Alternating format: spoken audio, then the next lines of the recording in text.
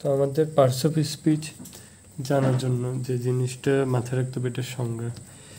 তো আমরা ইংরেজি ল্যাঙ্গুয়েজ বা গ্রামারে বা ইংরেজি কথা বলার জন্য যতগুলো শব্দ ব্যবহার করি প্রত্যেকটাই এক একটা পার্টস অফ স্পিচ। তাহলে আমরা ইংরেজি ল্যাঙ্গুয়েজে যতগুলো শব্দ ব্যবহার করি প্রত্যেকটি এক একটি পার্টস অফ স্পিচ।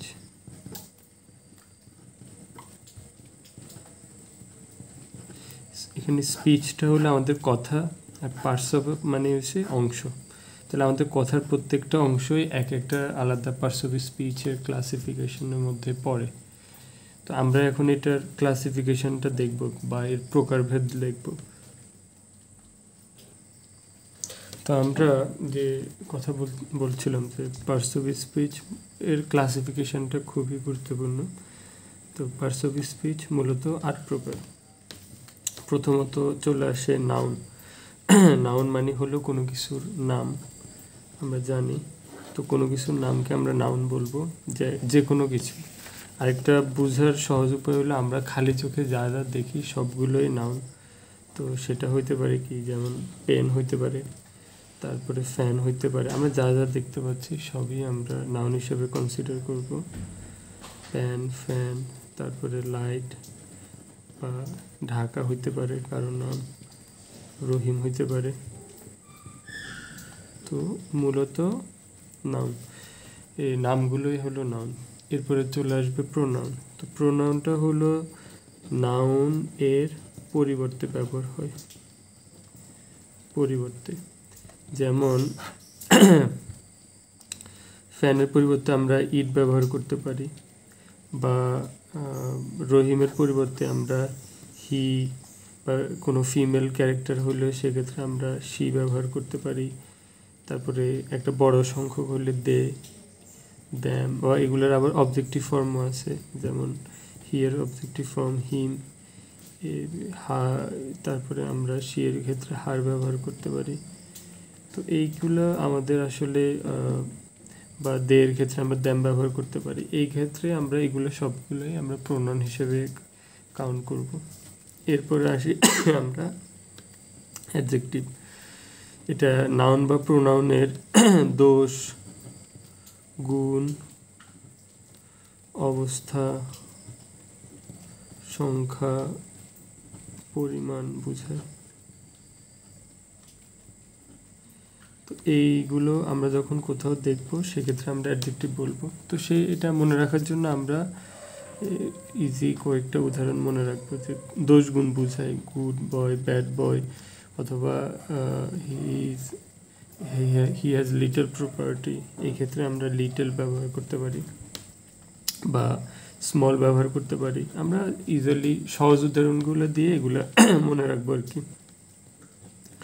তারপর ভার্ব হলো কাজ করা। এটা খুবই গুরুত্বপূর্ণ আমাদের পার্টস অফ স্পিচের মধ্যে। তো ইউজুয়ালি ভার্ব হলো দুই ধরনের, একটা হচ্ছে অক্সিলারি ভার্ব আর একটা হচ্ছে প্রিন্সিপাল ভার্ব। তো মূলত অক্সিলারি ভার্বগুলো হলো 24টা।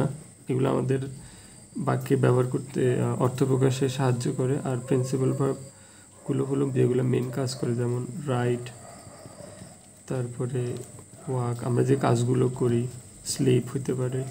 তো আমাদের মূলত কাজগুলোকে আমরা ভার্ব হিসেবে কাউন্ট করব। এরপরে আমরা খুবই ইম্পর্টেন্ট একটা ইয়েতে যাব, পার্টস অফ স্পিচের একটা সেটা হলো অ্যাডভার্ব। এটা কি করে? মডিফাই করে। কাকে কাকে এটা মডিফাই করে, মানে এটা ত্বরান্বিত করে।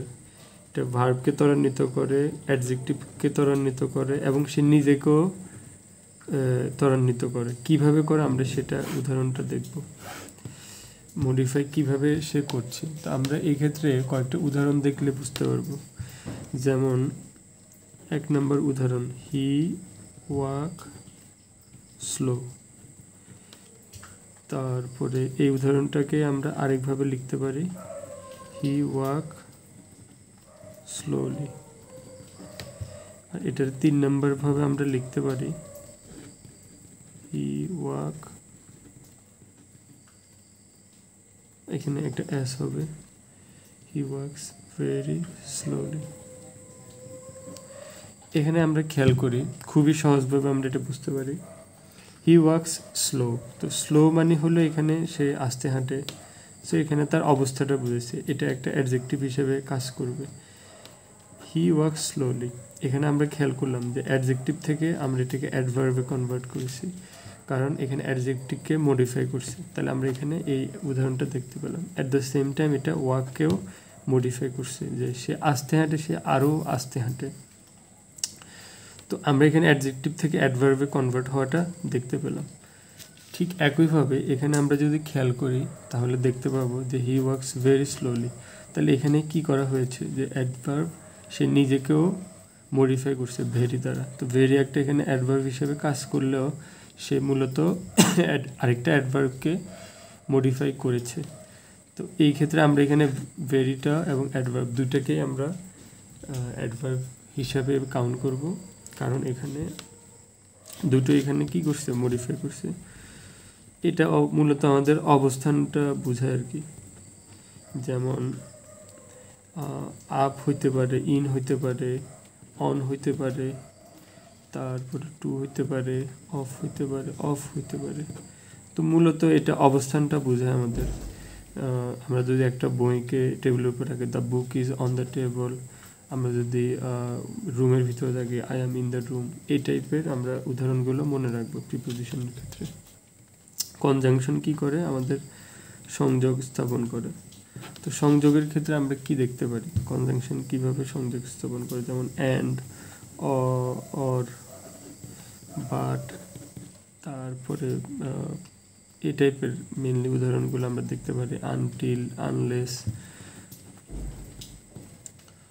তো মূলত এই শব্দগুলো বাক্যের শুরুতে বসে আমরা দেখতে পারি যে বাক্যের শুরুতে বসে আমরা